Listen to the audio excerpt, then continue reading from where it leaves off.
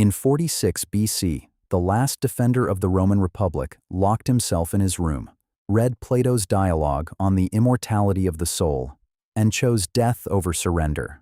He was not cornered. He was not out of options. Caesar had already offered him a pardon. He refused it. His name was Cato the Younger, and his decision is still debated today. Marcus Porcius.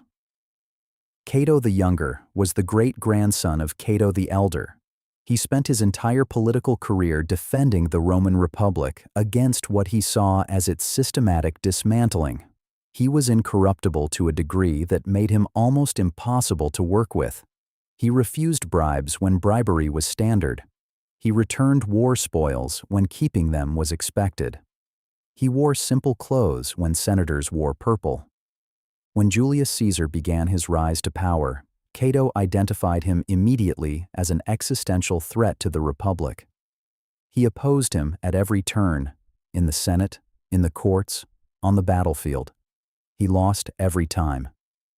Caesar was simply better at the game Cato refused to play. By 46 BC, Caesar had won the Civil War. The Republic, in any meaningful sense, was over. Caesar offered Cato a pardon. Cato's response was precise. Accepting a pardon from Caesar would mean acknowledging Caesar's authority to grant it. That acknowledgement was the one thing Cato would not give. Cato's final night has been documented in detail by Plutarch. He ate dinner with friends. He discussed philosophy. He was calm. He sent his companions away, read Plato's Phaedo, the dialogue on the soul's immortality, twice. Then he acted on his decision. His friends found him and called a physician. The wound was treated. Cato removed the bandages himself. He died before dawn. This was not impulsiveness. It was the most deliberate decision of a deliberate man. 3 Stoic principles ran through it. First, some things are worth more than survival. Cato had spent his life arguing that the Republic was not just a political system, it was the condition under which Roman virtue was possible. Accepting Caesar's Rome meant accepting a fundamentally different version of what a Roman life was. He had calculated that this was not a version worth living. Most people treat survival as the baseline from which all other decisions are made. Cato treated principle as the baseline and calculated everything else from there. Second, integrity is indivisible. Cato had never made a single compromise in 40 years of public life. Not one. He understood correctly that accepting this pardon would retroactively reframe every previous refusal. If he would bend here, he would have bent anywhere. The entire edifice of his life required this final consistency. Third, the manner of death is within our control even when death itself is not. Epictetus wrote about this explicitly. The door is always open. The Stoics did not glorify death. They recognized that the awareness of its availability clarified the value of everything else. Cato used that awareness as his final act of agency. The question the video title asks is genuine. Was Cato right? The honest answer is, it depends on what you are optimizing for. If you are optimizing for survival and continued influence, Cato was wrong.